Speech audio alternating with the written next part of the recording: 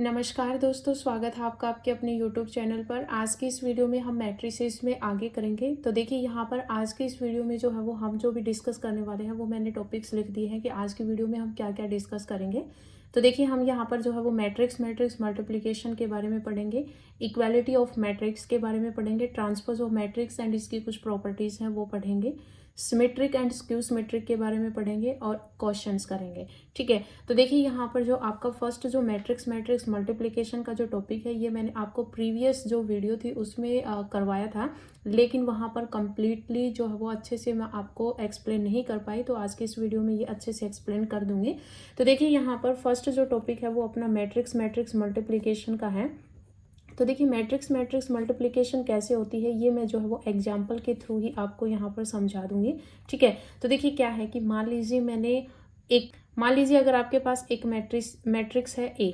ठीक है, ए मैट्रिक्स है, इसका ऑर्डर जो है वो m इंटू एन है, और बी मैट्रिक्स है आपके पास और इसका जो ऑर्डर है वो n इंटू एम है।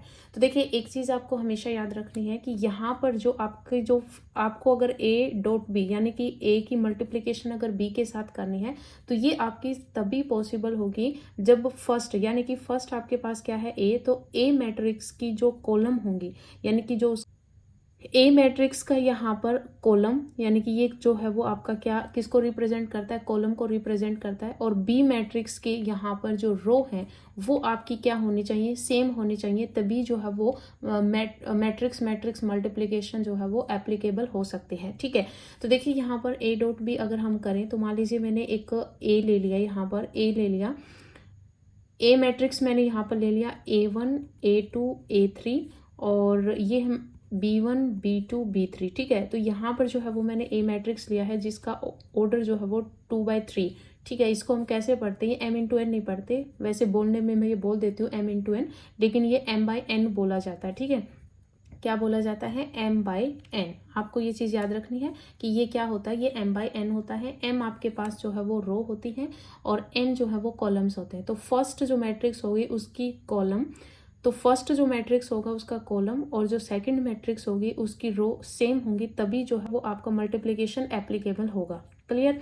अभी देखिए यहाँ पर हमने ये ए मैट्रिक्स लिया है और बी मैट्रिक्स मैंने यहाँ पर लिया है, मान लीजिए मैंने ले लिया C1 C2 C3, फिर D1 D2 D3 और E1 E2 E3। ठीक है, ये जो है वो मैंने मैट्रिक्स ले लिया बी मैट्रिक्स जिसका जो ऑर्डर है वो 3/3 है। देखिए यहाँ पर हमें ए प्रोडक्ट बी यानी कि ए डॉट बी हमें करना है, तो यहाँ पर क्योंकि आपको पता है इसके जो कॉलम्स हैं वो कितने हैं, 3 हैं, और यहाँ पर रो कितनी है, 3, यानी कि इसके कॉलम और इसकी रो जो है वो सेम है, तो ए डॉट बी जो है वो आपका यहाँ पर एप्लीकेबल होगा, इसको हम मल्टीप्लाई कर सकते हैं। तो देखिए ये क्या है, ये A1 A2 A3 है और ये आपके पास B1 B2 B3 है। मैं आपको मल्टीप्लिकेशन सिखा रही हूँ यहाँ पर, और ये आपके पास C1 C2 C3 है, D1 D2 D3 है और ये E1 E2 E3 है। तो देखिए यहाँ पर जो मल्टीप्लिकेशन होती है ये रो, आपको याद रखना, रो टू कॉलम होती है। ठीक है, कैसे होती है, रो टू कॉलम होती है।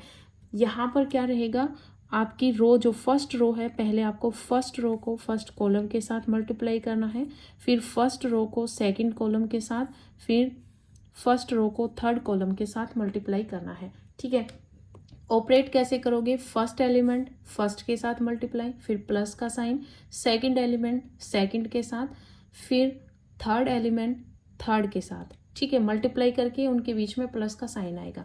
तो A1 first row first column, तो फर्स्ट रो आपके पास A1 है, तो यहाँ पर फर्स्ट रो में फर्स्ट आपके पास एलिमेंट क्या है, A1, और यहाँ पर फर्स्ट कॉलम में आपके पास फर्स्ट एलिमेंट क्या है, C1, तो इनकी मल्टीप्लाई होगी, फिर प्लस का साइन आएगा। फिर फर्स्ट रो में आपका सेकंड एलिमेंट क्या है, A2, और फर्स्ट कॉलम में आपके पास सेकंड एलिमेंट क्या है, D1, तो A2 D1 हो जाएगा, प्लस में फिर A3 E1 हो जाएगा। क्लियर। तो इस तरह से जो है वो मल्टीप्लिकेशन होती है। तो ये आपका फर्स्ट एलिमेंट आएगा ऑपरेट होने के बाद। यहाँ पर अगर वैल्यूज इंटीजर वैल्यू अगर आपको गिवन होती 1 2 3, तो ये आपके पास काउंट होके सारा एक ही आ जाता है। ठीक है, अब देखिए यहाँ पर सेकंड, ये आपका फर्स्ट एलिमेंट हो गया, फिर हम फर्स्ट रो की सेकंड कॉलम के साथ मल्टीप्लाई करेंगे, तो क्या बनेगा, A1 C2, फिर प्लस में A2 D2, फिर A3 प्लस में A3 E2। क्लियर। फिर आपके पास यहाँ पर जो है वो नेक्स्ट एलिमेंट आएगा और यहाँ पर जो है वो स्पेस नहीं है, तो मैं जो है वो थोड़ा सा यहाँ पर लिख देती हूँ, ठीक है। तो फर्स्ट रो थर्ड कॉलम, तो क्या बनेगा, ये बनेगा आपके पास A1 C3, क्या बनेगा A1 C3 प्लस में A2 D3 प्लस में A3 E3, ये बनेगा।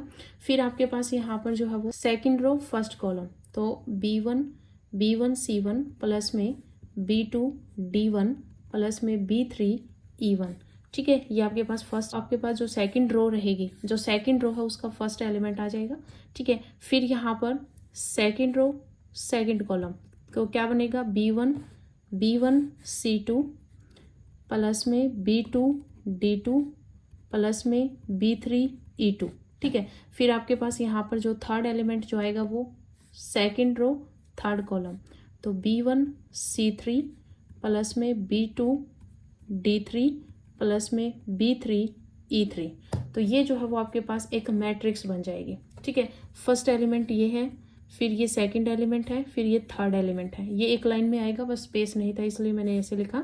फिर ये आपका सेकंड रो है, सेकंड रो का फर्स्ट एलिमेंट, फिर सेकंड और ये थर्ड, ठीक है। ऑर्डर जो रहेगा वो कैसे रहेगा, देखिए ये जो दोनों जो है वो सेम हो जाते हैं, तो जो आपका ऑपरेट होने के बाद यानी कि मल्टीप्लाई होने के बाद जो ये बच जाते हैं 2 और 3, वही आपका ऑर्डर आता है आंसर में, ठीक है। यहाँ पर 2 रो हैं आपके पास और 3 जो है वो कॉलम्स बनेंगे, ठीक है। तो इस तरह से जो है वो आपको मल्टीप्लिकेशन करनी होती है, ठीक है। अब देखिए मान लीजिए यहाँ पर अगर आपके पास 3 मैट्रिक्स हैं, तो मान लीजिए मैंने लिया है A मैट्रिक्स जिसका ऑर्डर जो है वो आपका M × N है, ठीक है। B मैट्रिक्स मैंने लिया है जिसका ऑर्डर N × P है। फिर मैंने यहाँ पर C मैट्रिक्स लिया है जिसका ऑर्डर P × Q है। क्लियर। अब देखिए यहाँ पर आपको पता है अगर मैं A.B करूँगी तो इसका कॉलम और इसकी रो सेम है। देखिए यहाँ पर जो मैं हर बार इनटू बोल देती हूँ, ये इनटू नहीं होता, ये आपका M/N है, ये आपका N/P है, ये आपका P/Q है। यानी कि जो ऑर्डर होता है उसको हम बोलते हैं कि A मैट्रिक्स का जो ऑर्डर है वो M/N है, B जो है वो N/P है, C का जो ऑर्डर है वो P/Q है, ठीक है। तो ये आपका ऑर्डर रहेगा। तो देखिए फर्स्ट जो आपके पास मैट्रिक्स है उसका जो कॉलम है N है, इसकी रो क्या है N है, तो दोनों सेम हो जाएंगे। यहाँ पर इसका जो कॉलम है और इसकी जो रो है वो आपकी सेम है, तो मतलब मल्टीप्लिकेशन इनकी एप्लीकेबल है। तो यहाँ पर A.B.C जब हम करेंगे तो जो ऑर्डर रहेगा वो क्या रहेगा, तो देखिए जो इक्वल हो गए वो आपके कट जाएंगे। यहाँ पर क्या बचा M, यहाँ पर क्या बचा Q। तो आपके पास जो ऑपरेट होने के बाद, ठीक है, ये जो आपके पास एक मैट्रिक्स आएगी, इसका जो ऑर्डर रहेगा वो M/Q का रहेगा। क्या रहेगा, M/Q का ऑर्डर रहेगा। ये चीज़ आपको समझनी है, ठीक है। अब देखिए ये चीज़ आपको याद रखनी है एक कि मैट्रिक्स अगर आपके पास गिवन है, कोई मैट्रिक्स आपको गिवन है और जो ऑपरेशन है वो मल्टीप्लिकेशन का ऑपरेशन हो, ठीक है, तो ये चीज़ आपको याद रखनी है। और ऑर्डर ये चीज़ हो कि M/N फिर N/P और फिर P/Q, तो आपके पास A.B.C, ठीक है, इक्वल होगा A.B.C। कहने का मतलब क्या है कि एसोसिएटिव प्रॉपर्टी जो है वो आपकी होल्ड होगी, ठीक है। एसोसिएटिविटी जो है वो प्रॉपर्टी क्या हो जाएगी, आपकी होल्ड हो जाएगी अगर आपके पास A, B और C मैट्रिक्स हैं और ऑर्डर आपका इस तरह से गिवन है कि मल्टीप्लिकेशन उनकी क्या हो, पॉसिबल हो, ठीक है। तो आपके पास जो है वो एसोसिएटिविटी जो है वो आपकी यहाँ पर लगेगी। साथ में एक आपकी जो डिस्ट्रीब्यूटिव प्रॉपर्टी होती है A.B +-C कि प्लस के रिस्पेक्ट में भी और माइनस के रिस्पेक्ट में भी ये आपका डिस्ट्रीब्यूट हो जाएगा प्रोडक्ट, तो ये हो जाएगा A.B ± में A.C, ठीक है। तो एसोसिएटिव प्रॉपर्टी और आपका डिस्ट्रीब्यूटिव ओवर प्लस और माइनस, ठीक है। आपका जो डॉट प्रोडक्ट है, ये जो आपका डॉट प्रोडक्ट या मल्टीप्लिकेशन आप बोल सकते हो, तो ये जो मल्टीप्लिकेशन है ये आपका डिस्ट्रीब्यूट हो जाएगा ओवर प्लस और माइनस के रिस्पेक्ट में, ठीक है। तो ये चीज़ जो है वो आपको यहाँ पर समझनी है कि एसोसिएटिव प्रॉपर्टी आपकी होल्ड होती है और डिस्ट्रीब्यूटिव प्रॉपर्टी भी आपकी मैट्रिक्स डॉट प्रोडक्ट या मल्टीप्लिकेशन आप बोल सकते हो, तो यहाँ पर होल्ड होती है, ठीक है। अब देखिए यहाँ पर कुछ चीज़ें जो है वो आपको याद रखनी है, वो क्या है, देखिए ये आप ऐसे प्रॉपर्टी ही याद रख लीजिए कि अगर आप कोई मैट्रिक्स आपको गिवन है उसकी मल्टीप्लिकेशन अगर आप आइडेंटिटी एलिमेंट के साथ करते हो तो आपके पास हमेशा ही वो मैट्रिक्स जो है वो वापस आ जाता है, ठीक है। आप A.I करो या I.A करो, यानी कि identity element into A matrix करो या फिर ए मैट्रिक्स इनटू आइडेंटिटी करो, आपके पास वो मैट्रिक्स जो है वो खुद ही आ जाएगा। ठीक है, ये प्रॉपर्टी होती है। और ये जो आपका आइडेंटिटी जो है, ये जो आइडेंटिटी मैट्रिक्स जो मैंने यहाँ पर लिया, ये आपका मल्टीप्लिकेटिव आइडेंटिटी बनाता है। ठीक है, मल्टीप्लिकेटिव आइडेंटिटी। जब देखिए हम जैसे ग्रुप कर रहे हैं तो वहाँ पर मैंने आपको समझाया है कि जैसे आपके पास आइडेंटिटी आती है एक एलिमेंट में, तो अगर आपको क्वेश्चन में मैट्रिक्स गिवन हो तो वहाँ पर जो आइडेंटिटी का काम करेगा वो आपके पास आइडेंटिटी मैट्रिक्स काम करेगा।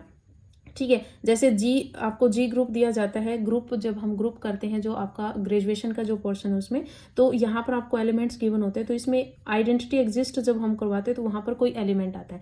लेकिन अगर आपको जी ग्रुप में सिर्फ मैट्रिक्स का ही फॉर्म दे रखा हो तो वहाँ पर जब आइडेंटिटी आती है मल्टीप्लिकेटिव में, तो मल्टीप्लिकेटिव आइडेंटिटी जो होती है वो आपका आइडेंटिटी मैट्रिक्स होता है। और आइडेंटिटी मैट्रिक्स किस टाइप का होता है? 1 0 0 0 0 1 0 0 0 1, ये आपका आइडेंटिटी मैट्रिक्स होता है। क्लियर? फिर आपके पास फोर्थ प्रॉपर्टी होती है कि अगर आप ए मैट्रिक्स की मल्टीप्लिकेशन नल मैट्रिक्स के साथ करते हो तो हमेशा ही नल आएगा, या फिर आप नल मैट्रिक्स की मल्टीप्लिकेशन ए, यानी कि आगे पीछे आप कैसे भी करो आपके पास आंसर जो है वो नल मैट्रिक्स ही आएगा। ये भी आपकी एज ए प्रॉपर्टी आपको याद रखनी है मल्टीप्लिकेशन में। ठीक है, फिफ्थ आपको याद रखना है कि अगर ए आपका नल मैट्रिक्स नहीं है एंड बी जो है वो आपका नल मैट्रिक्स नहीं है, ठीक है, अगर आपके पास दो मैट्रिक्स हैं ए और बी, दोनों ही आपके नल मैट्रिक्स नहीं है, देन ए बी जो है यानी कि इनकी जो प्रोडक्ट होगी, मान लीजिए कि ए जो है वो आपका नल मैट्रिक्स नहीं, इसका मतलब ए में जो है 1 2 3 4 5 6, ठीक है, इस तरह से। और फिर आपके पास बी मैट्रिक्स है, मान लीजिए 2 3 4 4 3 5 और 6 2 3, ठीक है, इस तरह से मैट्रिक्स है, इनकी मल्टीप्लिकेशन पॉसिबल है। तो कहने का मतलब क्या है कि ये भी आपका नल नहीं है और ये भी आपका नल नहीं है। तो जब हम इनकी प्रोडक्ट करेंगे, ए डॉट बी करेंगे, ठीक है, ए डॉट बी करेंगे, तो यहाँ पर जो है ये कुछ आप माइनस ले लीजिए इनमें, तो यहाँ पर जब हम इनको ए डॉट बी इनकी मल्टीप्लिकेशन करेंगे तो आपके पास क्या रहेगा कि A dot B may be a null matrix. Answer जो है वो नल मैट्रिक्स हो भी सकता है और नहीं भी, ठीक है, नल मैट्रिक्स और ए नॉन नल मैट्रिक्स, ठीक है, नॉन नल मैट्रिक्स कि नल मैट्रिक्स हो भी सकता है और नहीं भी हो सकता। ठीक है, हम कुछ नहीं कह सकते। अगर आपके पास दो नल मैट्रिक्स हैं, उनकी मल्टीप्लिकेशन आप करते हो तो आंसर में आपका नल मैट्रिक्स आ भी सकता है और नहीं भी आ सकता। ठीक है, सिक्स्थ जो प्रॉपर्टी है ये आपकी थोड़ी सी आपको ध्यान में रखनी है कि ए डॉट बी, अगर आप ए और बी दो मैट्रिक्स हैं, उनकी अगर आप मल्टीप्लिकेशन करते हो और वो अगर आपके पास नल मैट्रिक्स आ जाए, क्या आ जाए? नल मैट्रिक्स आ जाए, देन यहाँ पर जो केस अराइज होंगे वो 4 केस अराइज होंगे। कौन कौन से? फर्स्ट केस तो ये होगा कि ए जो है वो आपका नल मैट्रिक्स हो सकता है इसमें से ये ए जो है वो नल मैट्रिक्स हो और बी जो है वो आपका नल मैट्रिक्स ना हो। ठीक है, सेकंड केस बनेगा कि ए जो है वो आपका नल मैट्रिक्स ना हो और जो बी है वो आपका नल मैट्रिक्स हो। ठीक है, थर्ड केस यहाँ पर बनेगा कि दोनों ही नल मैट्रिक्स हों। ठीक है, ए और बी जो है वो दोनों ही क्या हो? नल मैट्रिक्स हों। और फोर्थ जो है वो आपका यहाँ पर बनेगा कि दोनों ही नल ना हो। ठीक है, दोनों ही नल ना हो तो आंसर आपका नल आ सकता है। ठीक है, तो ये 4 केस जो है वो आपके अराइज होते हैं जब किन्हीं दो मैट्रिक्स की प्रोडक्ट जो है वो अगर आपके पास नल मैट्रिक्स आ जाए तो 4 केस अराइज होते हैं कि इनमें से कोई एक मैट्रिक्स आपका नल हो सकता है, दोनों ही नल नहीं होते, या फिर दोनों ही नल हो तो आपका आंसर जो है वो नल आ सकता है। ये 4 केस अराइज होते हैं, तो ये आपको अच्छे से याद रखनी है क्योंकि ये जो प्रॉपर्टीज हैं यहाँ पर मान लीजिए आपको इसी तरह से जो है वो क्वेश्चन डाल दिया और ऑप्शन में ये चारों ही ऑप्शन डाल दें और एक में आपको ऑल ऑफ द अबव डाल दिया जाए, तो आपको अगर चारों कंडीशंस पता है तो वहां पर आप क्वेश्चंस को सेकंड में कर सकते हैं। ठीक है, तो ये चीजें आपको अच्छे से याद रखनी है। तो ये आपका मैट्रिक्स मल्टीप्लिकेशन में मैंने आपको मैट्रिक्स की मल्टीप्लिकेशन करनी बताई है और एसोसिएटिव प्रॉपर्टी और आपका यहाँ पर डिस्ट्रीब्यूटिव ओवर प्लस और माइनस आपका ये होता है मल्टीप्लिकेशन में, साथ में आपकी इसकी कुछ प्रॉपर्टीज मैंने आपको कराई है। तो यहाँ पर 2 चीजें और आपको यहाँ पर जो है वो याद रखनी है, वो क्या है? देखिए कि अगर आपके पास ए बी की प्रोडक्ट जब आप करते हो तो वो बी ए के इक्वल आ जाए, या कहने का मतलब क्या है? देखिए कि ए बी का प्रोडक्ट बी ए का प्रोडक्ट दोनों जो है वो सेम वैल्यू आ जाए। ठीक है, आपको क्या याद रखना है कि अगर आपके पास दो मैट्रिक्स हैं और उनके आप मल्टीप्लिकेशन करते हो, यानी कि ए डॉट बी करो या बी डॉट ए करो, उन दोनों का जो आंसर है वो सेम आ जाए, तो इनको हम क्या कहेंगे कि ये जो मैट्रिक्स हैं तो ये जो मैट्रिक्स है A and B commute each other, तो इनको हम क्या बोलेंगे कि ये जो है वो कोम्यूट है ईच अदर, एक दूसरे के साथ क्या है, कोम्यूट है। तो ए, ठीक है, तो अगर आपके पास ए डॉट बी करो या बी डॉट ए करो, आंसर अगर आपके पास सेम आ जाए तो दोनों मैट्रिक्स क्या होंगे, दोनों एक दूसरे की जो है वो कोम्यूट हो जाएंगे, ठीक है। और अगर आप ए डॉट बी करते हो, वो अगर आप माइनस बी डॉट ए आ जाए, ठीक है, कि ए डॉट बी निकालते और बी डॉट ए निकालते, तो आपके पास माइनस जो है वो बी डॉट ए आ जाए, तो ये जो रहेंगे वो हो जाएंगे एंटी कोम्यूट ईच अदर। क्या हो जाएंगे, एंटी कोम्यूट ईच अदर। तो ये चीज़ आपको याद रखनी है, ठीक है, एंटी कोम्यूट ईच अदर। आप ये चीज़ अच्छे से लिख लेना कि अगर ए डॉट बी और बी डॉट ए निकाले, दोनों इक्वल आ जाएं, तो ये ए और बी मैट्रिक्स जो है वो कोम्यूट होंगे ईच अदर। और अगर आपके पास ए डॉट बी जब आप निकालो और बी डॉट ए निकालो तो माइनस का साइन आ जाए, यानी कि सिर्फ माइनस का फर्क हो दोनों में, तो वो आपका एंटी कोम्यूट हो जाएंगे। क्या हो जाएंगे, एक दूसरे के एंटी कोम्यूट हो जाएंगे। तो ये चीज़ें आपको अच्छे से याद रखनी है। अब जो आपका यहाँ पर नेक्स्ट जो टॉपिक रहेगा वो रहेगा आपका इक्वालिटी ऑफ मैट्रिक्स का, ठीक है। तो वो देखिए, हेडिंग डाल लीजिए equality of matrix, equality of matrix या टू मैट्रिक्स आप लिख सकते हैं, क्योंकि अगर हमें इक्वालिटी चेक करनी है तो दो मैट्रिक्स की तो ज़रूरत होगी। तो इक्वालिटी ऑफ टू मैट्रिक्स, तो मान लीजिए यहाँ पर मैंने ए मैट्रिक्स ली है जिसमें आपके पास मेंबर्स जो है वो ए आई जे मेम्बर्स हैं, और इसके साथ मैंने बी मैट्रिक्स ली है जिसमें बी आई जे मेम्बर्स हैं, ठीक है, फॉर ऑल आई जे, यानी कि अगर आप आई जे को यहाँ पर पुट करोगे 1 2, तो आपके पास A11 A12 A13 इस तरह से जो है वो आगे मैट्रिक्स बनती जाएगी। तो यहाँ पर हम क्या कहेंगे कि ए जो है वो बी के इक्वल है। हमें इक्वालिटी दिखानी है दो मैट्रिक्स की, तो ए जो है वो बी के इक्वल कब होगा, हम कब कहेंगे कि ए मैट्रिक्स जो है वो आपकी बी मैट्रिक्स के इक्वल है, ओनली केवल इफ, ठीक है, हम तभी कहेंगे इफ यदि फर्स्ट की ऑर्डर ऑफ मैट्रिक्स ए, यानी कि जो मैट्रिक्स ए का जो ऑर्डर है वो ऑर्डर ऑफ मैट्रिक्स बी के इक्वल होना चाहिए। फर्स्ट कंडीशन तो क्या है कि दोनों का ऑर्डर जो है वो क्या होना चाहिए, सेम होना चाहिए। कि अगर ये m बाई पी मैट्रिक, अगर ये आपका m बाई पी ऑर्डर का है तो ये भी आपका m बाई पी ऑर्डर का ही होना चाहिए, ठीक है। तो दोनों का ऑर्डर क्या हो, दोनों का ऑर्डर सेम होना चाहिए। सेकंड कंडीशन होती है कि ए आई जे जो है वो आपका इक्वल होने चाहिए B I J, for all I J के लिए, ठीक है। कहने का मतलब क्या है कि अगर इसका A11 जो होगा वो इसका जो B11 जो होगा वो दोनों क्या होंगे, इक्वल होंगे, ठीक है। तो AIJ जो है वो आपके क्या होने चाहिए, BIJ के इक्वल होने चाहिए, ठीक है। अब देखिए यहाँ पर अगर आपके पास कोई क्वेश्चन दे दे कि ये आपका A11 है, ये आपका A12 है, A13 है, B21 B22 B23, ठीक है, और B आपको यहाँ पर दे दिया 5 0 X Y 5 और W, ठीक है। तो अगर ये दोनों आपके इक्वल तभी होंगे जब ए आई जे, कहने का मतलब ये क्या है कि ए आई जे जो है वो बी आई जे के क्या होंगे, इक्वल होगा। इसका मतलब A11 जो है वो बी में आपका ये B11 है, तो A11 जो है वो 5 के इक्वल है, A12 जो है वो 0 है, A13 जो है वो आपका X है। सारे जो है वो कोरोस्पॉन्डिंग एलिमेंट्स क्या होंगे, इक्वल होंगे। और B22 जो है वो 5 है और B23 जो है वो क्या है, W है। तो इस तरह से जो है ये क्या रहेंगे, आपके दो मैट्रिक्स जो है, आपकी जो दो मैट्रिक्स हैं वो क्या हो जाएंगी, इक्वल हो जाएंगी। क्लियर है। तो इस तरह से जो है वो आपको याद रखना है। ओके, अब देखिए यहाँ पर बीच में मैं एक बात बता रही थी वो बीच में ही रह गई, क्या कि अगर ए डॉट आइडेंटिटी हम करते हैं और आइडेंटिटी इंटू ए करते हैं तो आपके पास हमेशा ही ए मैट्रिक्स होता है। और ये जो आइडेंटिटी है ये आपके पास मल्टीप्लिकेटिव आइडेंटिटी बनता है। अगर हम ग्रुप चेक करते तो वहां पर क्या बनेगा, ये मल्टीप्लिकेटिव आइडेंटिटी बनेगा। क्लियर है। इसी तरह अगर ए में नल मैट्रिक्स ऐड करते हो तो हमेशा ही आपके पास ए आता है, ठीक है। या फिर आप नल मैट्रिक्स में आप ए ऐड करो तो आपके पास क्या आएगा, ए ही आएगा। तो यहाँ पर जो नल मैट्रिक्स जो होता है, ठीक है, नल मैट्रिक्स जो होता है ये आपके पास एडिटिव आइडेंटिटी होता है। क्या होता है, एडिटिव आइडेंटिटी। तो ये चीज दोनों जो है वो आपको याद रखनी है। मल्टीप्लिकेटिव आइडेंटिटी तो बनता है आइडेंटिटी मैट्रिक्स और एडिटिव आइडेंटिटी बनता है नल मैट्रिक्स। एडिटिव आइडेंटिटी यानी कि मल्टीप्लिकेटिव आइडेंटिटी आपके पास बनेगा 1 0 0 0 1 0 0 0 1, ठीक है। और एडिटिव आइडेंटिटी बनेगा नल मैट्रिक्स, और नल मैट्रिक्स में सारी एंट्री क्या होती हैं, 0 होती हैं। किसी भी ऑर्डर का ले लो 0 ही रहेगा। लेकिन ओवरऑल मल्टीप्लिकेटिव आइडेंटिटी की बात करें तो आपके पास जो है वो स्क्वायर मैट्रिक्स ही होता है।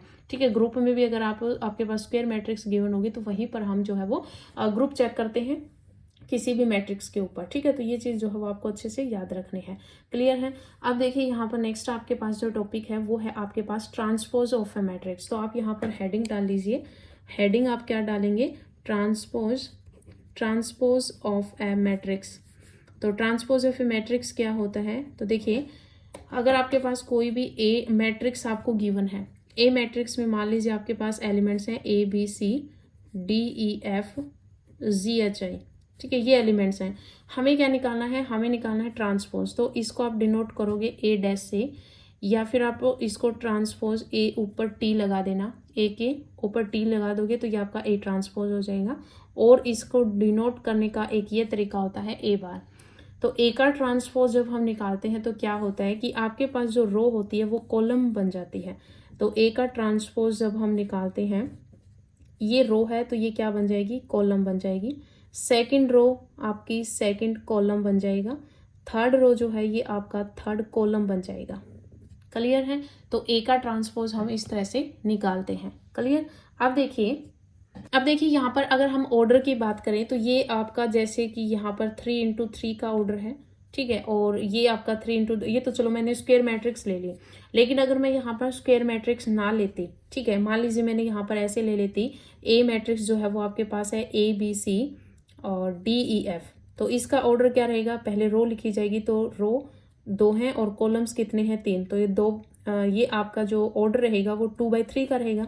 तो अगर हम ए का ट्रांसपोज यहाँ पर निकालेंगे तो आपके पास क्या हो जाएगा, ABC। फर्स्ट रो जो है ये फर्स्ट कॉलम में चेंज हो जाएगा, सेकंड जो रो है ये आपकी सेकंड कॉलम में चेंज हो जाएगी। तो इसका जो ऑर्डर है वो अब क्या है, यहाँ पर रो कितनी हो गई, 3, और कॉलम्स कितने हो गए, 2। इसका मतलब इसका ऑर्डर क्या है, 3/2। यानी कि जब हम ऑर्डर की बात करते हैं तो अगर ए का ऑर्डर 2/3 है तो ए के ट्रांसपोज का ऑर्डर क्या आया, 3/2। इसका मतलब अगर ऑर्डर m/n है तो आपका ऑर्डर जो है वो चेंज हो जाता है। m/n है तो ये n/m हो जाएगा। ठीक है, ट्रांसपोज में ऑर्डर जो है वो क्या हो जाएगा, रिवर्स हो जाएगा। अगर m/n ऑर्डर आपको गिवन है तो वो n/m हो जाएगा। ठीक है, अब देखिए यहाँ पर नेक्स्ट जो टॉपिक है वो आपके पास प्रॉपर्टीज हैं ट्रांसपोज की। तो वो देखिए क्या है। तो अभी यहाँ पर आपको जो है वो हेडिंग डालनी है, properties of transpose of A matrix. ठीक है, इंपॉर्टेंट है ये यहाँ पर, क्योंकि क्वेश्चंस जब हम करते हैं तो यही प्रॉपर्टीज जो है वो आपके बीच में यूज होती है। तो फर्स्ट प्रॉपर्टी तो क्या है ट्रांसपोज की, कि अगर हम ए के ट्रांसपोज के ऊपर ट्रांसपोज लगा दें, यानी कि ए मैट्रिक्स का अगर हम डबल ट्रांसपोज करेंगे तो वो ए मैट्रिक्स ही आ जाएगा। ठीक है, सेकंड प्रॉपर्टी आपको याद रखनी है कि अगर आपके पास कोई ए मैट्रिक्स है और उसके अगर हम स्केलर के साथ मल्टीप्लिकेशन करते हैं और उसका अगर हम ट्रांसपोज निकालते हैं तो के जो है यानी कि जो स्केलर है वो आपका एज इट इज आ जाएगा और ए का ट्रांसपोज हो जाएगा। ठीक है, फिर आपके पास थर्ड प्रॉपर्टी यहाँ पर आती है कि अगर ए और बी दो मैट्रिक्स अगर आपके एडिशन में है और उनका ट्रांसपोज अगर हमें गिवन है तो ये अलग अलग ट्रांसपोज खुल जाएगा, ए का ट्रांसपोज प्लस में बी का ट्रांसपोज। फोर्थ प्रॉपर्टी है कि अगर दो मैट्रिक्स हैं उनकी अगर मल्टीप्लिकेशन है और उसका अगर हमें ट्रांसपोज निकालना है तो ट्रांसपोज जो है वो रिवर्स में ओपन होगा। ए डॉट बी का ट्रांसपोज कैसे ओपन होगा, बी का ट्रांसपोज और ए का ट्रांसपोज। इसको रिवर्सल लॉ ऑफ ट्रांसपोज भी बोलते हैं। क्या बोलते हैं, रिवर्सल लॉ ऑफ ट्रांसपोज। क्योंकि वर्डिंग में कई बार क्वेश्चन जो है वो पूछ लिया जाता है, तो आपको अगर ना पता हो तो आप ये क्वेश्चन नहीं कर सकते। ठीक है, तो ये क्या हो जाएगा, रिवर्सल लॉ ऑफ ट्रांसपोज। इसी तरह अगर इन जनरल की बात करें, A1 A2 A3 से लेकर AN का ट्रांसपोज अगर हमें खोलना हो तो ये कैसे खुलेगा, रिवर्सल लॉ ही खुलेगा।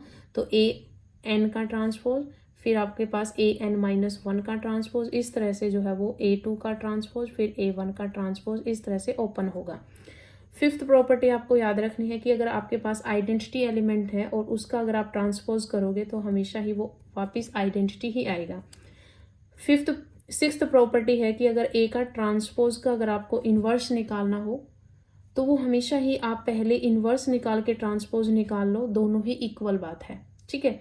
जहां पर आपके पास ये जो ए है, क्योंकि इनवर्स किसका निकलता है, स्क्वायर मैट्रिक्स का ही निकलता है, ए इज अ स्क्वायर मैट्रिक्स, वहां पर स्क्वायर मैट्रिक्स होना चाहिए ए, ठीक है। तो ए जब आपका स्क्वायर मैट्रिक्स होगा तो आप ए का ट्रांसपोज करो या फिर आप इनवर्स करो, पहले आप इनवर्स निकाल के ट्रांसपोज करो, आंसर आपका सेम रहेगा, ठीक है।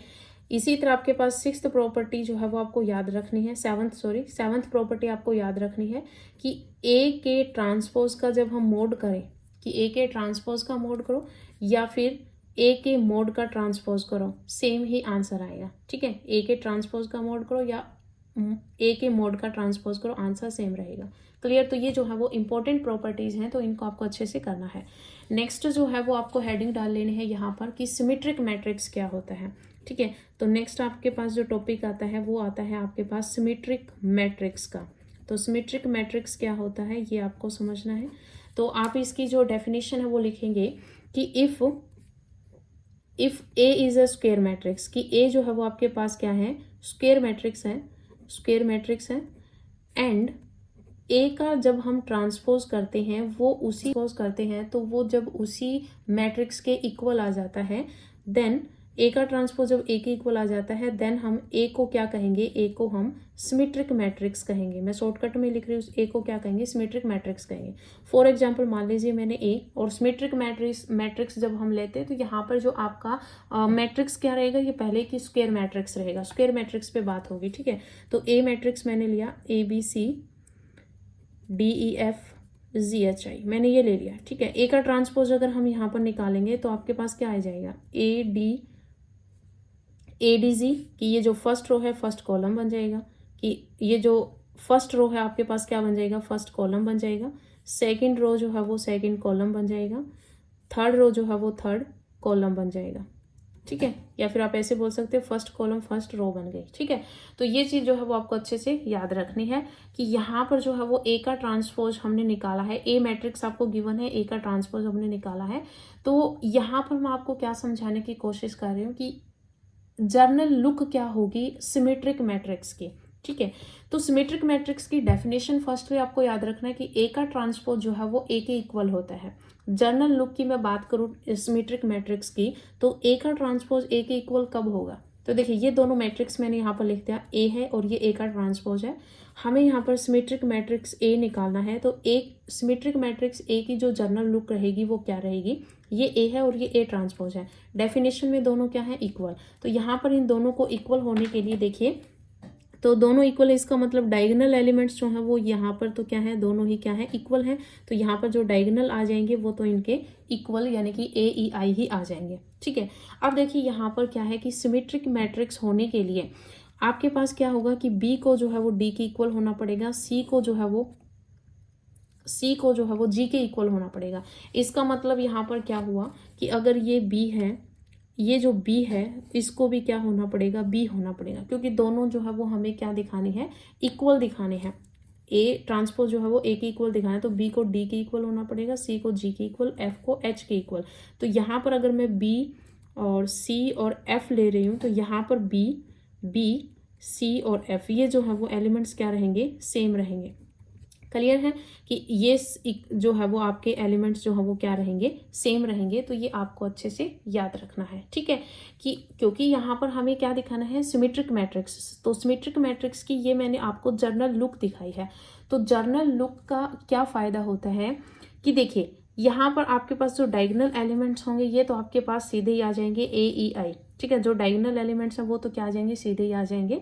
और जो आपके पास यहाँ पर जो अपर्स यानी कि अपर्स जो आपके पास एलिमेंट्स होंगे वो नीचे के जो एलिमेंट्स होंगे वो दोनों क्या रहेंगे, सेम रहेंगे। तभी आपके पास जो है वो ए का ट्रांसपोज जो है वो ए के इक्वल हो सकता है, ठीक है। तो यहाँ पर जो है वो एक क्वेश्चन अराइज होता है और वो क्वेश्चन क्या है कि आपके पास एक जो सिमेट्रिक मैट्रिसेस होती है उसमें मैक्सिमम डिफरेंट जो एंट्रीज हैं वो कितनी हो सकती हैं, और इससे जो है वो क्वेश्चन पूछा हुआ है। तो डिफरेंट एंट्रीज का क्या फॉर्मूला होगा, तो देखिए जैसे यहाँ पर जो है वो मैंने 3 ऑर्डर का लिया है, ठीक है। ये तो क्या है, ये 3 ऑर्डर का आपके पास स्क्वायर मैट्रिक्स है। अगर देखिए मैंने यहाँ पर नॉर्मल जो है वो 3 ऑर्डर का मैट्रिक्स लिया है, लेकिन अगर ज़्यादा ऑर्डर का मैट्रिक्स हो तो वहाँ पर आप कैसे निकालोगे, उसके लिए आपको फॉर्मूले की ज़रूरत होगी। तो यहाँ पर देखिए डिफरेंट एंट्रीज की बात हम कर रहे हैं सिमेट्रिक मैट्रिसेस में, तो ये देखिए ये तीन मैट्रिक जो डायगोनल के जो एलिमेंट्स हैं ये तो तीनों ही अलग हैं। फिर देखिए बी सी एफ है, तो इसका मतलब ये एलिमेंट्स जो हैं वो सेम है। तो 3 ऑर्डर की अगर हम बात करें तो 3 फिर 2 फिर 1, 3 2 और 1, इसका मतलब क्या हुआ 6 जो है यहाँ पर डिफरेंट एंट्रीज है। 3 4 5 6 यहाँ पर डिफरेंट एंट्रीज है। तो क्वेश्चन क्या है वो लिखिए, हाउ मैनी डिफरेंट, और वो भी कैसी, मैक्सिमम कितनी डिफरेंट एंट्रीज हो सकती हैं। Different entries can be there in a symmetric matrix. Symmetric matrix में कितनी डिफरेंट एंट्रीज हो सकती हैं ऑफ ऑर्डर, जर्नल की हम बात करें ऑफ ऑर्डर n। तो देखिए जब हम यहाँ पर 3 ऑर्डर की बात कर रहे थे तो आपके पास क्या आ रहा था, 3 यानी कि डायगोनल में जितने एलिमेंट्स हैं वो तो सारे क्या रहेंगे, डिफरेंट रहेंगे। तो डायगोनल के सारे डिफरेंट रहेंगे। फिर आपके पास 2 होगा, फिर आपके पास 1 होगा, यानी कि कम होते जा रहे हैं। ऑर्डर 3 था तो पहले 3 फिर 2 फिर 1। इसका मतलब क्या है कि अगर n होगा तो 1 + 2 + 3 प्लस इस तरह से जो है वो n-1 फिर प्लस n, इस तरह से जो है वो आपके पास जो डिफरेंट एंट्रीज है वो आती रहेंगी। तो इसका फॉर्मूला क्या होता है आपको पता है, फर्स्ट नेचुरल नंबर्स का जो सम होता है वो n+1/2 होता है। ठीक है, अब तो देखिए यहाँ पर जो स्क्वायर मैट्रिक्स था वो 3/3 का था, लेकिन अगर मान लीजिए 6/6 का होगा, ठीक है 6/6 का अगर आपके पास यहाँ पर मैट्रिक्स दे रखा हो, स्क्वायर मैट्रिक्स हो, ठीक है 6/6 का अगर स्क्वायर मैट्रिक्स हो, तो आपके पास ये पूछ लिया जाए कि इसमें कितनी, इस सिमेट्रिक की आपके पास सिमेट्रिक मैट्रिक्स है 6/6 ऑर्डर का, तो आपको ये बताना है कि कितनी डिफरेंट एंट्रीज होंगी इस सिमेट्रिक मैट्रिक्स में। तो आपको ये फॉर्मूला यूज करना है 6 × 7/2 और 2 3 = 6 और 3 7 = 21। ट्रिक मैट्रिक्स में 21 डिफरेंट एंट्रीज होंगी जब आपके पास 6/6 ऑर्डर का स्क्वायर मैट्रिक्स होगा। ठीक है, इसी तरह यहाँ पर 3 में भी आप निकाल सकते हो, 3 × 4/2, 2 2 = 4, 2 3 = 6, और यही हमने प्रूफ भी किया था, 6 आपके पास डिफरेंट एंट्रीज होंगे। ठीक है, अब हम बात करते हैं स्क्यू सिमेट्रिक मैट्रिक्स की, तो वो देखिए। तो नेक्स्ट जो है वो आपको हेडिंग डाल लेनी है स्क्यू सिमेट्रिक मैट्रिक्स। तो स्क्यू सिमेट्रिक मैट्रिक्स में क्या होगा, अब आपको पता है स्क्यू सिमेट्रिक मैट्रिक्स की डेफिनेशन क्या है। तो देखिए स्क्यू सिमेट्रिक मैट्रिक्स की डेफिनेशन क्या है, पहले आपको यही समझना है। तो स्क्यू सिमेट्रिक मैट्रिक्स की डेफिनेशन होती है कि if A is a square matrix, कि ए आपके पास क्या होगा, स्क्वायर मैट्रिक्स होगा। फर्स्टली तो आपको यही करना है, ए क्या है, स्क्वायर मैट्रिक्स है। अगर आपके पास ए का ट्रांसपोज -a के इक्वल आ जाए तो हम इस ए को क्या बोलेंगे, A is a skew symmetric matrix. तो ए क्या होगा, ए आपका स्क्यू सिमेट्रिक मैट्रिक्स होगा। क्लियर है कि ए आपके पास स्क्वायर मैट्रिक्स है, तो ए का ट्रांसपोज -a के इक्वल हो जाए तो ए जो है वो हमारा स्क्यू सिमेट्रिक मैट्रिक्स हो जाएगा। ठीक है, तो ए का जो ए जो है, मान लीजिए यहाँ पर ए मैट्रिक्स मैंने लिया है ABCDEFGHI। ठीक है, ये आपके पास ए मैट्रिक्स है। अगर हम इसका ट्रांसपोज निकालेंगे तो क्या आएगा, ABCDEFGHI। क्लियर। अब देखिए यहाँ पर ए का ट्रांसपोज जो है वो -a के इक्वल है।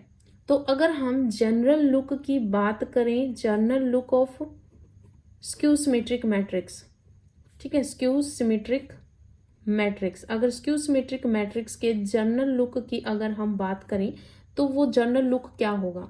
तो ये ए जो है वो मैंने स्क्यू सिमेट्रिक मैट्रिक्स लिया है, तो इसका जनरल लुक हमें दिखाना है।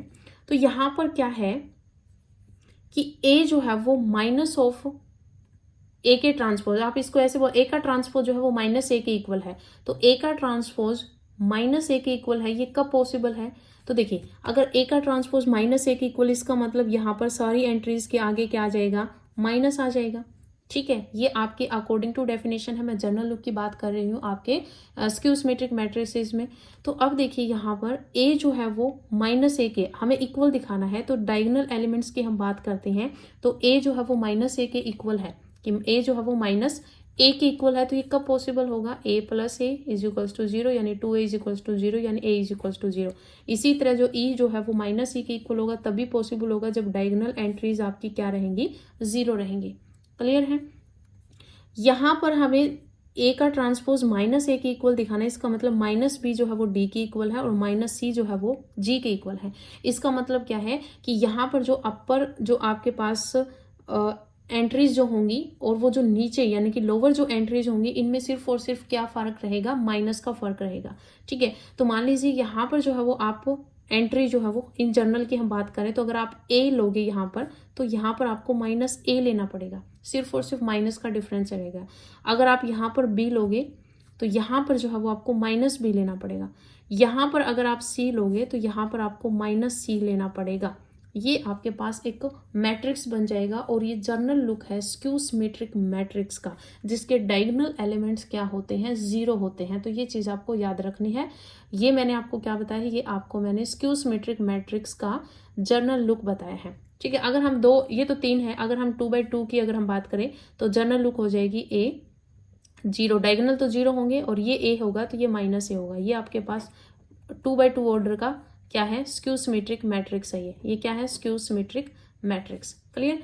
अब देखिए यहाँ पर वही क्वेश्चन सेम अराइज होगा कि how many maximum different entries, आप वही क्वेश्चन आप दोबारा यहाँ पर लिखोगे कि how many maximum different entries can be there in a skew symmetric matrix, कि स्क्यू सिमेट्रिक मैट्रिक्स में कितनी डिफरेंट एंट्रीज आप पुट कर सकते हो। ठीक है, मैट्रिक्स ऑफ ऑर्डर एन की हम बात करें तो देखिए टोटल नंबर्स कितने हैं इस स्क्यू सिमेट्रिक मैट्रिक्स की हम बात करें तो टोटल कितने हैं, n स्क्वायर। टोटल मेंबर्स कितने हैं, n स्क्वायर हैं। इसमें से डायगोनल एलिमेंट्स हमने सब्सट्रैक्ट कर दिया। अगर ऑर्डर n की बात करें तो ऑर्डर n के डायगोनल एलिमेंट्स जितने भी होंगे, क्योंकि अगर ये 3/3 ऑर्डर का है तो आपके पास 3 जो है वो डायगोनल आए हैं, 3 एलिमेंट्स डायगोनल के। n ऑर्डर के अगर करेंगे तो n आएंगे, तो ये क्योंकि ये तो 0 रहेंगी तो ये फिक्स हैं आपके, तो ये हम सब्सट्रैक्ट कर देंगे, अपोन में उनका हाफ कर देंगे।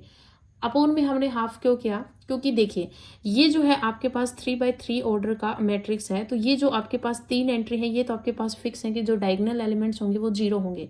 आप सिर्फ और सिर्फ यहाँ पर ये एलिमेंट्स जो हैं वो पुट कर सकते हो अपनी मर्जी से, सिर्फ आप 3 एलिमेंट्स पुट कर सकते हो यहाँ पर।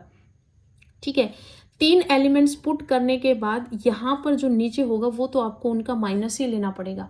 अगर आपने यहाँ पर 1 रखा तो यहाँ पर आपको -1 ही लेना पड़ेगा स्क्यू सिमेट्रिक बनाने के लिए। अगर आपने यहाँ पर 2 लिया तो यहाँ पर आपको -2 ही लेना पड़ेगा। इसका मतलब क्या है कि आप अपनी मर्जी से सिर्फ और सिर्फ ये 3 एलिमेंट्स ही पुट कर सकते हो। ठीक है, आपका यहाँ पर फॉर्मूला क्या हुआ, ये फॉर्मूला 3/3 ऑर्डर आप यहाँ पर देख सकते हो कि सिर्फ और सिर्फ 3 एंट्री आएंगी। फॉर्मूले के हिसाब से आप यहाँ पर देख सकते हो कि आपका ये सही है या गलत।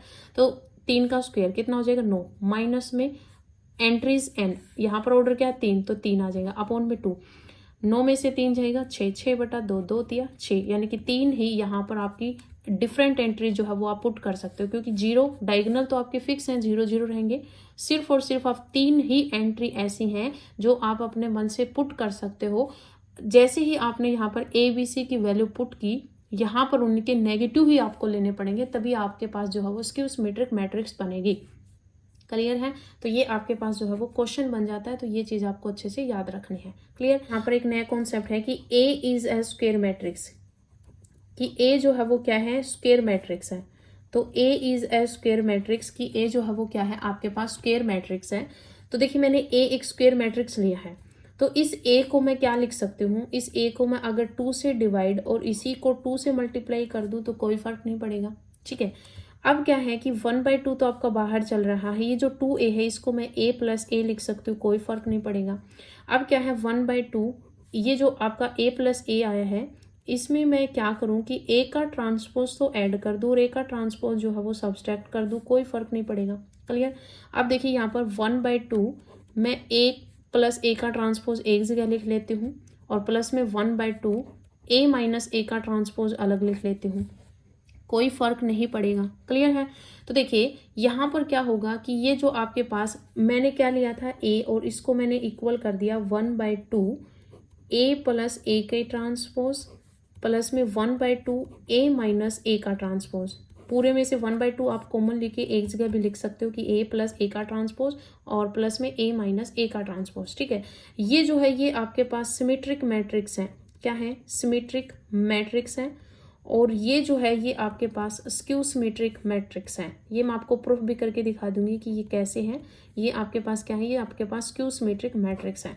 तो यहाँ पर क्या चीज़ मैं आपको बताना चाह रही हूँ कि अगर आपके पास कोई एक स्क्वायर मैट्रिक्स है तो उस स्क्वायर मैट्रिक्स को हम सिमेट्रिक और स्क्यू सिमेट्रिक मैट्रिक्स के सम में लिख सकते हैं।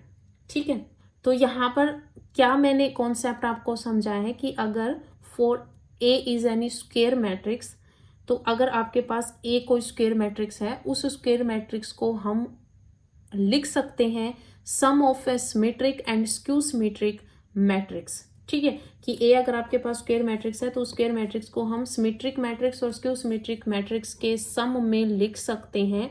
और कैसे? वो भी यूनिकली। तो ये चीज़ आपको याद रखनी है, उसका एक ही यूनिक वे होता है लिखने का, वो ये है।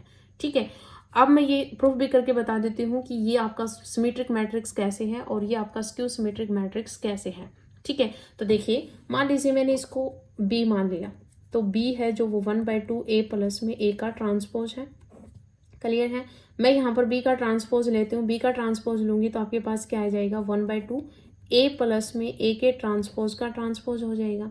तो देखिए 1/2 हमें पता है कि a के ट्रांसपोज को, जब मैंने आपको ये ट्रांसपोज की प्रॉपर्टी कराई थी कि a प्लस b का जब आप ट्रांसपोज करते हो तो अलग अलग ट्रांसपोज ओपन हो जाता है। तो यहाँ पर देखिए क्या हो जाएगा? a का ट्रांसपोज प्लस में a के ट्रांसपोज का ट्रांसपोज हो जाएगा। अब देखो a का ट्रांसपोज तो a का ट्रांसपोज हो जाएगा, और आपको पता है जब किसी का डबल ट्रांसपोज करते हो तो वो a आ जाता है। तो ये 1/2 a प्लस में a का ट्रांसपोज हो जाएगा। इसका मतलब क्या हुआ कि ये जो है वो हमने b तो ही लिया था, तो b का ट्रांसपोज मैंने लिया और वो b के ही इक्वल आ गया। तो ये आपके पास सिमेट्रिक की ही डेफिनेशन होती है। मैंने आपको सिमेट्रिक की डेफिनेशन कराई कि a का ट्रांसपोज जो है वो a के ही इक्वल होता है। क्लियर? तो ये आपके पास क्या आ जाएगा? सिमेट्रिक मैट्रिक्स आ जाएगा। इसी तरह जो है वो इसको मैंने c नाम ले लिया, c नाम लिया 1/2 a माइनस में a का ट्रांसपोज। क्लियर? तो यहाँ पर मैं ट्रांसपोज लूँ तो ट्रांसपोज लूँगी तो क्या आ जाएगा? 1/2 a माइनस में a के ट्रांसपोज का ट्रांसपोज। अब देखिए a का ट्रांसपोज माइनस में है तो ये आपका अलग अलग ओपन हो जाएगा। तो 1/2 a का ट्रांसपोज माइनस में a के ट्रांसपोज का ट्रांसपोज। 1/2 a का ट्रांसपोज एज इट इज आ जाएगा, डबल करोगे तो a आ जाएगा। यहाँ से मैं माइनस कॉमन लूंगी तो क्या बनेगा? 1/2 a प्लस a का ट्रांसपोज। अब क्या हुआ कि ये आपका c है तो माइनस ऑफ c आ जाएगा, यानी कि c का ट्रांसपोज किसके इक्वल आ गया? माइनस ऑफ c के इक्वल आ गया। इसका मतलब ये आपके पास क्या है? स्क्यू सिमेट्रिक मैट्रिक्स है। यही डेफिनेशन थी स्क्यू सिमेट्रिक मैट्रिक्स की। तो इसका मतलब क्या हुआ कि a जो है वो आपका स्क्वायर मैट्रिक्स है। ये मैंने आपको प्रूफ करके बताया कि आपका सिमेट्रिक है और स्क्यू सिमेट्रिक है। तो एक स्क्वायर मैट्रिक्स को जो है वो हम लिख सकते हैं sum of a symmetric and skew symmetric matrices. ठीक है, एक साथ में आपको ये नोट जो है वो याद रखना है। नोट क्या है कि सम एंड डिफरेंस दोनों साथ ही लिखवा देती हूँ कि sum and difference of two symmetric matrix. ठीक है, symmetric matrix is a symmetric matrix. ठीक है, कि अगर आप किन्हीं भी दो सिमेट्रिक मैट्रिसेस का अगर आप सम करोगे या फिर आप डिफरेंस करोगे, वो हमेशा ही क्या आएगा? सिमेट्रिक मैट्रिक्स आएगा। सेम एज इट इज अगर आप सम एंड डिफरेंस करोगे किन्हीं भी दो स्क्यू सिमेट्रिक मैट्रिक्स का, ठीक है, स्क्यू सिमेट्रिक मैट्रिक्स का, तो आपके पास जो आंसर रहेगा वो भी क्या रहेगा? स्क्यू सिमेट्रिक मैट्रिक्स रहेगा। स्क्यू सिमेट्रिक मैट्रिक्स कि अगर आपके पास सिमेट्रिक मैट्रिसेस है, दो सिमेट्रिक मैट्रिसेस है, उनका आप सम करो या डिफरेंस करो, आंसर में सिमेट्रिक ही आएगा। उसी तरह अगर आपके पास स्क्यू सिमेट्रिक मैट्रिसेस हैं दो और उनको आप सम करो या फिर ऐड करो, आपके पास आंसर जो आएगा वो स्क्यू सिमेट्रिक मैट्रिक्स ही आएगा। तो ये आपको अच्छे से याद रखने हैं। तो ये जो है वो आपके सारे कॉन्सेप्ट थे जो आज की वीडियो में हमने कवर किए हैं।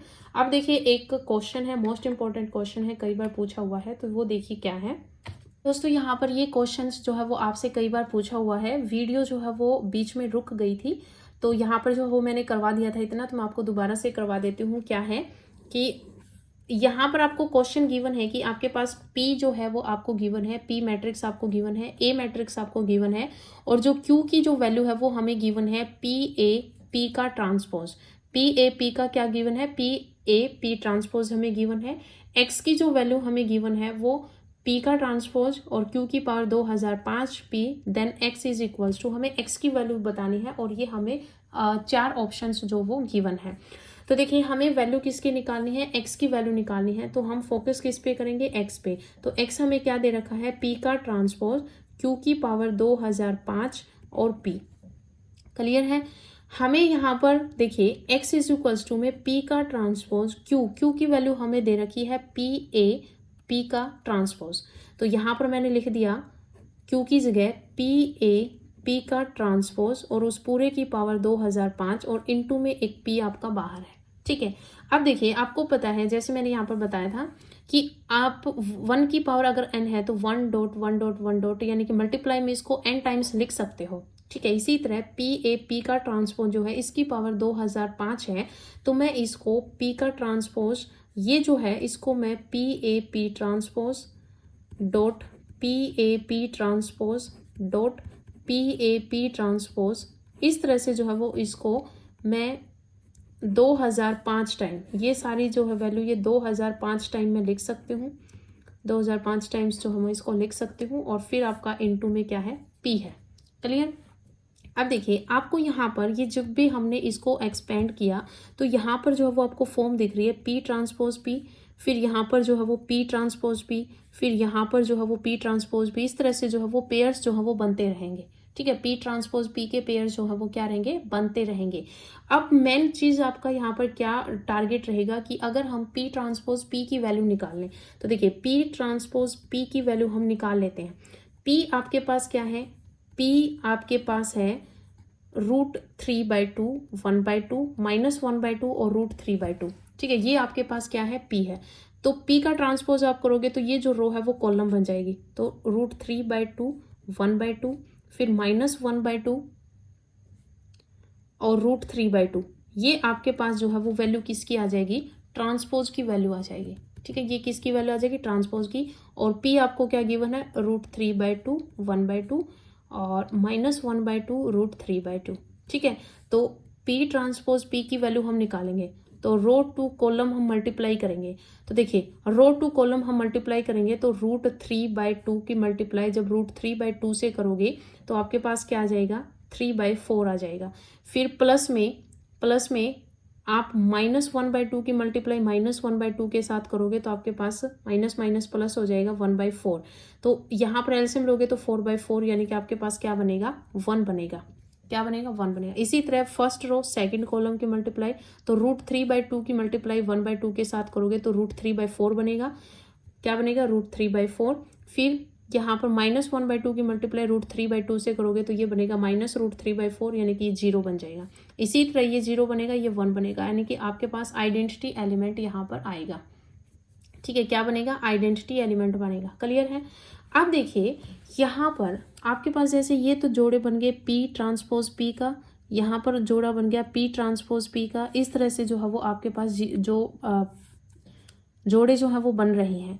यहाँ पर देखिए A है, इसका मतलब क्या है कि अगर आपके पास 2n की पावर अगर 3 है तो इसका मतलब क्या है? ये 2 की पावर 3 है और ये n की पावर भी 3 है। ठीक है, इसी तरह यहाँ पर A जो है यहाँ पर जो A आ रहा है, ये जो A है इसकी पावर 2000 कितनी है? 5 है। कितनी है? 2005। A की कितनी पावर है? 2005। ठीक है, तो हम यहाँ पर फर्स्टली फोकस कर रहे हैं A स्क्वायर पर। ठीक है, A स्क्वायर पर हम फोकस करेंगे। A आपके पास क्या है? A की वैल्यू हमें दे रखी है 1101, ये हमें A दे रखा है। ठीक है, इसको हम स्क्वायर करेंगे यानी कि हमें A स्क्वायर की वैल्यू निकालनी है तो 1101 मल्टीप्लिकेशन करेंगे तो रो टू कॉलम मल्टीप्लिकेशन करेंगे 1 × 1 और 1 × 0, 0 तो 1 आ जाएगा। फिर 1 × 1, 1 × 1 1 यानी कि 1 1 2 हो जाएगा। फिर 0 × 1 0, ये 0, फिर ये 0 बन जाएगा, ये 1 बन जाएगा, तो ये आंसर आ जाएगा। क्लियर। तो इसी तरह से देखिए पी का ट्रांसपोज इनटू पी किया तो आपके पास आइडेंटिटी एलिमेंट आ रहा है, सभी जगह पर आइडेंटिटी एलिमेंट आएगा। मल्टीप्लिकेशन आप जितनी मर्जी आइडेंटिटी एलिमेंट्स की मल्टीप्लिकेशन कर लो, आइडेंटिटी ही बनेगा। फिर हम ए को जो है वो सॉल्व करें तो ए की पावर 2005 हमें चाहिए, ए स्क्वेयर हमने यहाँ पर निकाला। तो देखिए ए स्क्वेयर जब हम निकाला तो यहाँ पर क्या बना है, ए गिवन था 1 की पावर, यानी कि यहाँ पर क्या है, ए की पावर क्या 1 है, तो 1 0 1, 1 पावर 1 था तो 1 आ गया।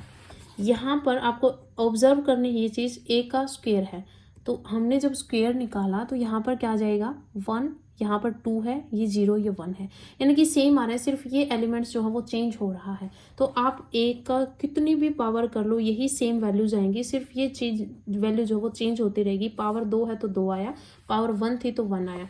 तो अगर 2005 पावर करेंगे तो क्या आ जाएगा 1, 2005, 0 और 1, ये आ जाएगा। अब देखो ए की पावर 2005, इन सबको हमने सोल्व किया तो पी का ट्रांसपोज पी के किसके इक्वल आए हैं, आइडेंटिटी एलिमेंट के। अब आइडेंटिटी एलिमेंट के यहाँ पर जितने भी पेयर्स बने, टोटल जितने भी पेयर्स बने सारे आइडेंटिटी मल्टीप्लाई करोगे तो यही आएगा। यानी कि ओवरऑल देखा जाए तो इसकी मल्टीप्लाई अब आपको किसके साथ करनी है, इस आइडेंटिटी, तो आइडेंटिटी एलिमेंट के साथ यहाँ पर मल्टीप्लिकेशन करोगे तो आपके पास यही आएगा। तो आपके पास ये आंसर हो जाएगा 1, 2005, 0 और 1। तो ये आपका जो ए ऑप्शन है वो करेक्ट हो जाएगा। तो इस तरह से जो है वो आपको क्वेश्चंस करने हैं, थोड़ा ऑब्जर्व आपको करना होता है क्वेश्चंस में, और क्वेश्चंस जो है वो आसानी से हो जाते हैं। ठीक है, तो आज की इस वीडियो में इतना ही, मिलते हैं नई वीडियो के साथ। धन्यवाद।